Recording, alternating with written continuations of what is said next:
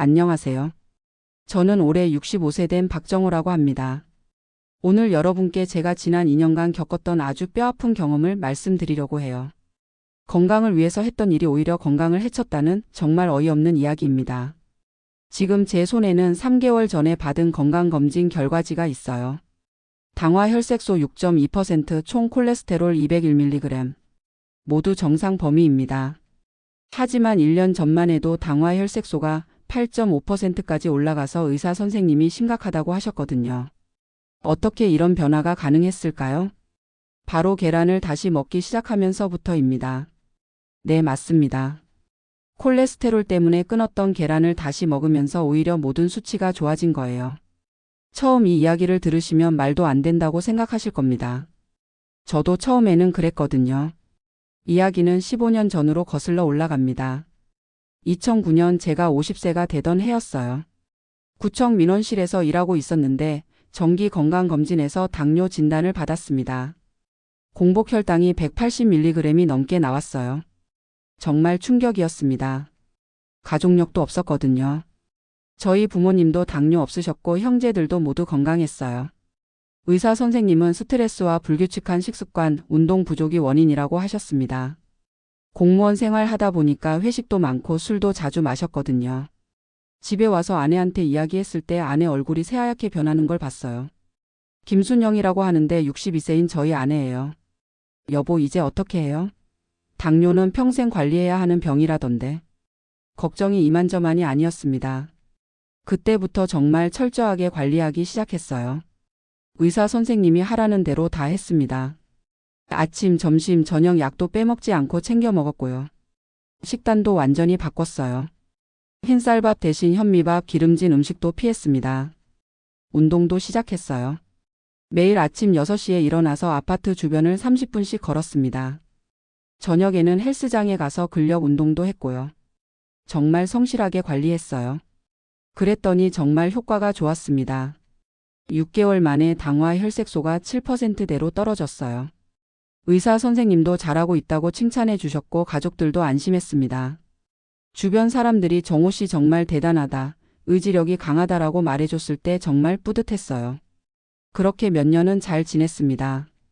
당화 혈색소도 6점대 후반에서 7점대 초반 정도로 안정적으로 유지됐고요. 약물도 처음보다 줄일 수 있었어요. 자신감이 생겼죠. 그런데 문제는 5년 전부터 시작됐어요. 우리 며느리 이지은 씨가 스마트폰 사용법을 가르쳐 줬거든요. 이지은 씨는 약사 출신이에요. 결혼하고 아이 낳은 후에는 전업주부로 지내고 있지만 건강에 대해서는 전문 지식이 있는 사람이거든요. 스마트폰을 배우고 나니까 새로운 세상이 열린 기분이었어요. 유튜브도 보고 네이버 블로그도 읽고 당뇨 환자들 모인 카페에도 가입했습니다. 정말 많은 정보가 쏟아져 나왔어요. 당뇨에 좋은 음식 10가지. 혈당 낮추는 기적의 차. 당뇨 완치한 사람들의 비밀. 이런 제목들을 보면 안 클릭할 수가 없었어요. 특히 유튜브에는 의사들이 직접 나와서 설명하는 영상들도 많았어요. 병원에서 알려주지 않는 당뇨 치료법. 이것만 먹으면 혈당이 확 떨어집니다. 이런 영상들을 보면서 정말 신기하다고 생각했어요. 그러면서 조금씩 의사 선생님 말씀보다는 인터넷 정보를 더 신뢰하게 됐어요. 병원에서는 항상 똑같은 이야기만 하거든요. 약 먹고 운동하고 식단 조절하고. 그런데 인터넷에는 더 새롭고 효과적인 방법들이 많이 나와 있었어요. 그래서 조금씩 제 마음대로 식단을 바꾸기 시작했습니다. 현미밥에 잡곡을 더 많이 넣었고요. 인터넷에서 본 당뇨에 좋다는 차들을 주문해서 마시기 시작했어요. 돼지 감자차, 여주차, 누에가루 이런 것들 말이에요. 의사 선생님께는 말씀드리지 않았어요. 어차피 반대하실 게 뻔하다고 생각했거든요. 그런데 이상한 건 혈당이 큰 변화가 없었다는 거예요. 인터넷에서는 확실히 좋아진다고 했는데 말이죠. 그러던 중에 3년 전 정기 검진에서 콜레스테롤 수치가 올랐다는 결과가 나왔어요. 총 콜레스테롤이 240mg까지 올라갔거든요. 의사 선생님은 스타틴 계열 약물을 처방해 주시면서 같이 복용하자고 하셨어요. 그런데 저는 거부했습니다. 인터넷에서 스타틴 부작용에 대한 무서운 이야기들을 많이 봤거든요. 근육이 녹는다, 간 수치가 올라간다 이런 이야기들이요. 선생님, 약 말고 식이요법으로 해결해 보겠습니다. 라고 말씀드렸어요. 의사 선생님은 걱정스러운 표정을 하시면서도 환자 의사를 존중해 주셨어요. 그럼 3개월 후에 다시 검사해 보시고 개선이 안 되면 약물 치료를 고려해 보세요. 라고 하셨습니다. 집에 와서 바로 인터넷 검색을 시작했어요. 콜레스테롤 낮추는 방법. 자연적으로 콜레스테롤 줄이기. 정말 많은 정보가 나왔습니다. 그 중에서도 가장 많이 나온 이야기가 바로 계란이었어요. 콜레스테롤의 주범은 계란. 계란 하나에 콜레스테롤 200mg. 콜레스테롤 환자는 절대 계란 먹으면 안 된다. 이런 내용들이 정말 많았어요. 그때부터 계란을 완전히 끊기로 결심했습니다. 아침에 먹던 계란 후라이도 계란찜도 계란이 들어간 음식은 모든 걸 거부했어요. 라면에 계란 넣는 것도 안 됐고 계란으로 만든 빵이나 과자도 피했습니다. 아내가 말렸어요. 여보, 계란은 좋은 단백질인데 아예 끊으면 안 되지 않을까요? 그런데 저는 고집을 부렸어요. 순영아, 인터넷에 보니까 계란이 콜레스테롤의 주범이라고 하더라고. 건강이 우선이야. 며느리 지은 씨도 뭔가 이상하다는 표정을 지었어요. 아버님, 계란도 조리 방법에 따라서 달라질 수 있는데요. 라고 조심스럽게 말했지만 저는 듣지 않았어요. 지은아, 너는 아직 젊어서 모르는 거야. 우리 나이 되면 콜레스테롤 관리가 정말 중요해. 계란 대신에 두부를 많이 먹기 시작했어요. 콩도 많이 먹고 견과류도 챙겨 먹었습니다. 식물성 단백질로 대체하면 된다고 생각했거든요. 그런데 문제가 하나씩 생기기 시작했어요. 일단 두부나 콩만으로는 포만감이 잘 안 왔어요.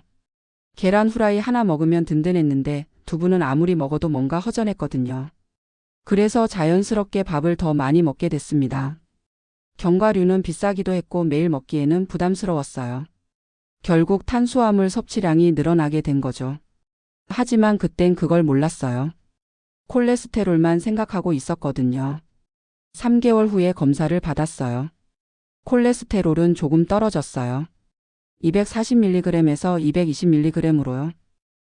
내 방법이 맞았어라고 생각했습니다. 의사 선생님도 조금 개선됐네요. 계속 노력해 보세요 라고 하셨어요. 그런데 당화 혈색소는 변화가 없었어요. 오히려 조금 올라간 것 같았는데 저는 오차 범위라고 생각했습니다. 그렇게 6개월이 더 지났어요. 계란을 끊은 지 총 9개월 정도 됐을 때였습니다. 뭔가 몸에 이상한 신호들이 나타나기 시작했어요. 첫째는 식후에 너무 졸렸어요. 점심을 먹고 나면 정신을 차릴 수가 없을 정도로 졸음이 쏟아졌습니다. 예전에도 식후에 졸렸지만 이 정도는 아니었거든요. 둘째는 갈증이 심해졌어요. 물을 마셔도 목이 말랐습니다. 하루에 물을 2리터 이상 마시는데도 계속 목이 말랐어요. 셋째는 화장실 가는 횟수가 늘었어요. 밤에도 2에서 3번은 꼭 일어나서 화장실에 갔습니다. 잠을 제대로 못 자니까 낮에 더 피곤했고요. 하지만 저는 이런 증상들을 당뇨 때문이라고 생각하지 않았어요. 나이가 들어서 그런가 보다, 요즘 스트레스를 많이 받아서 그런가 보다, 이렇게 생각했거든요. 콜레스테롤 수치가 조금이라도 떨어진 게 기뻐서 다른 건 신경 쓰지 않았어요. 가족들은 점점 걱정하기 시작했어요. 아내가 여보, 요즘 너무 말랐는데 괜찮아요? 라고 물어봤어요. 거울을 보니까 정말 살이 많이 빠져 있었어요. 원래 72kg이었는데 66kg까지 떨어졌거든요. 며느리도 아버님 얼굴이 너무 야위셨어요. 병원에 한번 가보시는 게 어떨까요? 라고 말했어요. 하지만 저는 살 빠진 게 오히려 좋은 거 아니야? 비만은 당뇨에 안 좋다고 하잖아 라고 대답했습니다. 그러던 어느 날 정말 위험한 상황이 벌어졌어요. 평소처럼 아침 운동을 나가는데 갑자기 어지러움이 심하게 왔어요. 길에서 비틀거리면서 쓰러질 뻔했습니다. 다행히 아파트 경비 아저씨가 보시고 부축해 주셨어요. 집에 와서 아내한테 이야기했더니 바로 혈당 측정기를 가져왔어요. 측정해 보니까 320mg이 나왔습니다. 정말 깜짝 놀랐어요. 평소에 200mg 정도였는데 갑자기 이렇게 올라간 거예요. 아내는 당장 응급실에 가자고 했지만 저는 거부했어요. 일시적인 현상일 거야. 어제 저녁에 과일을 좀 많이 먹어서 그런가 봐. 하지만 속으로는 불안했습니다. 그날부터 혈당을 더 자주 재기 시작했어요. 그런데 계속 높게 나오는 거예요. 식전에도 180mg, 식후에는 300mg 넘게 나올 때가 많았습니다. 이상했어요. 식단은 오히려 더 건강하게 바꿨는데 왜 혈당이 올라가는 걸까요? 인터넷에서 더 열심히 검색했어요. 혈당 급상승 원인. 당뇨 갑자기 악화되는 이유. 여러 가지 원인들이 나왔는데 스트레스, 감염, 약물 부작용 등이 있었어요. 그런데 제 경우에는 딱히 해당되는 게 없었어요. 스트레스도 특별히 받은 게 없었고 감기도 안 걸렸고 약도 똑같이 먹고 있었거든요. 그러면서 더 극단적인 방법을 찾기 시작했어요. 콜레스테롤 완전 제거 식단, 무지방 다이어트. 이런 검색어로 찾아본 정보들을 따라하기 시작했습니다. 지방이 들어간 음식은 아예 먹지 않으려고 했어요. 고기도 기름기가 전혀 없는 부위만 먹고 견과류도 끊었습니다. 올리브 오일, 참기름 같은 것도 전혀 사용하지 않았어요. 그렇게 6개월을 더 버텼어요. 하지만 상황은 점점 더 악화됐습니다. 체중은 더 빠져서 62kg까지 떨어졌고 혈당은 계속 불안정했어요. 새로운 증상들도 나타났어요. 손발이 저렸습니다. 특히 발가락 끝이 감각이 둔해지는 느낌이었어요. 작은 상처가 생겨도 잘 낫지 않았고요. 시야도 가끔 흐릿해졌어요. 책을 읽거나 TV를 볼 때 글자가 잘 안 보이는 때가 있었습니다. 안과에 가서 검사를 받았는데 당뇨성 망막병증 초기 단계라고 하더라고요. 그제서야 정말 심각하다는 걸 깨달았어요. 하지만 여전히 콜레스테롤 때문에 계란은 먹을 수 없다고 생각했습니다. 오히려 더 철저하게 지방을 제한해야 한다고 생각했어요. 가족들의 걱정은 날로 심해졌어요. 8살 된 손녀 하린이가 할아버지 왜 이렇게 말랐어요? 아파요? 라고 물어볼 때는 정말 마음이 아팠어요. 하지만 할아버지는 건강해지려고 노력하고 있어. 괜찮아 라고 대답할 수밖에 없었습니다. 며느리 지은 씨가 더 이상 참을 수 없다는 표정으로 말했어요. 아버님 정말 심각해 보여요. 제 친구 중에 병원에서 영양사로 일하는 친구가 있는데 한번 만나보시는 게 어떨까요? 처음에는 거부했어요. 난 이미 충분히 알고 있어. 인터넷에 정보가 다 있어. 하지만 지은 씨가 계속 권했어요. 그냥 한 번만 상담 받아보세요. 전문가 의견을 들어보시는 것도 좋잖아요. 손녀 하린이도 할아버지 제발 병원 가세요. 하린이가 걱정돼요라고 말했어요. 그 말을 듣고 마음이 흔들렸습니다. 가족들이 이렇게 걱정하는데 제가 너무 고집을 부리는 건 아닌가 싶었어요. 결국 며느리 친구인 영양사를 만나보기로 했습니다. 한미경 씨라고 하는데 40대 초반의 경력 많은 영양사였어요. 종합병원 내분비 내과에서 10년 넘게 일하신 분이라고 했습니다. 영양사 선생님을 만나러 가는 날 저는 제 식단 관리를 자랑스럽게 이야기할 준비를 했어요. 제가 이렇게 철저하게 관리하고 있습니다 라고 말씀드리려고 했거든요. 상담실에 앉아서 지난 1년간의 식단을 설명했어요. 계란은 콜레스테롤 때문에 완전히 끊었고요. 지방도 최대한 줄였습니다. 고기도 기름기 없는 부위만 먹고 조리할 때도 기름을 전혀 쓰지 않아요. 그런데 한미경 영양사님의 표정이 점점 심각해지는 거예요. 제가 자랑스럽게 이야기하는데 왜 그런 표정을 지으시는 걸까요? 박정호님 혹시 최근에 혈당 조절이 잘 안 되시나요? 네, 그게 좀 이상해요. 식단을 더 건강하게 바꿨는데 오히려 혈당이 올라가더라고요. 체중 변화는 어떠세요? 많이 빠졌어요. 6kg 정도요. 영양사님이 깊은 한숨을 쉬셨어요. 박정호님 혹시 계란을 언제부터 끊으셨다고 하셨죠? 1년 반 전부터요. 콜레스테롤 때문에요. 그때 영양사님이 하신 말씀이 지금도 생생히 기억나요. 박정호님 계란을 끊으신 게 오히려 당뇨를 악화시킨 원인일 수 있어요. 정말 충격이었습니다. 네? 그게 무슨 말씀이세요? 계란은 콜레스테롤 덩어리라고 하는데요. 영양사님이 차근차근 설명해 주셨어요. 계란에 들어있는 콜레스테롤이 혈중 콜레스테롤에 미치는 영향은 생각보다 크지 않아요. 오히려 계란은 당뇨 환자에게 매우 중요한 단백질 공급원이거든요. 단백질이 부족하면 근육량이 줄어들고 그러면 혈당 조절이 더 어려워져요. 또한 양질의 단백질은 혈당 상승을 완만하게 만들어주는 역할도 해요. 머리가 하얗게 변하는 기분이었어요. 그동안 제가 건강을 위해서 했다고 생각한 일들이 오히려 건강을 해쳤다는 말씀이었거든요. 그럼 제가 지금까지 잘못한 건가요? 완전히 잘못됐다고 할 수는 없어요. 하지만 너무 극단적이었어요. 건강 관리는 균형이 중요해요. 영양사님이 더 자세히 설명해 주셨어요. 지방을 너무 제한하시면서 상대적으로 탄수화물 섭취가 늘어났을 거예요. 단백질도 부족했고요. 이런 불균형이 혈당 조절을 어렵게 만든 거예요. 그리고 체중이 너무 많이 빠진 것도 문제예요. 근육량까지 함께 빠졌을 가능성이 높거든요. 근육량이 줄어들면 인슐린 감수성이 떨어져서 혈당 조절이 더 어려워져요. 모든 게 연결되는 기분이었어요. 그동안 이해할 수 없었던 증상들이 모두 설명이 됐거든요. 그럼 이제 어떻게 해야 하나요? 일단 균형 잡힌 식단으로 돌아가셔야 해요. 계란도 다시 드시고 적절한 지방도 섭취하셔야 해요. 계란을 다시 먹어도 콜레스테롤은 괜찮을까요? 계란은 하루에 1에서 2개 정도는 전혀 문제 없어요. 오히려 조리 방법이 더 중요해요. 기름에 튀기지 말고 삶거나 찌는 방식으로 드시면 돼요. 그날 영양사님께 받은 새로운 식단표를 들고 집에 왔어요. 아내와 며느리에게 상담 내용을 이야기했더니 둘 다 그럴 줄 알았다는 표정이었어요. 아내가 말했어요. 여보, 내가 계속 말했잖아요. 계란이 몸에 좋은 건데 아예 끊으면 안 된다고. 며느리도 아버님, 저도 말씀드리려고 했는데 너무 고집이 세셔서. 라고 했어요. 그제서야 깨달았어요. 제가 얼마나 독선적이었는지, 가족들의 걱정을 얼마나 무시했는지 말이에요. 다음 날부터 새로운 식단을 시작했어요. 아침에는 삶은 계란 1개와 약간의 채소, 현미밥 반 공기. 점심에는 생선이나 닭 가슴살 같은 단백질과 충분한 채소. 저녁에는 두부나 콩 요리와 함께 적절한 탄수화물.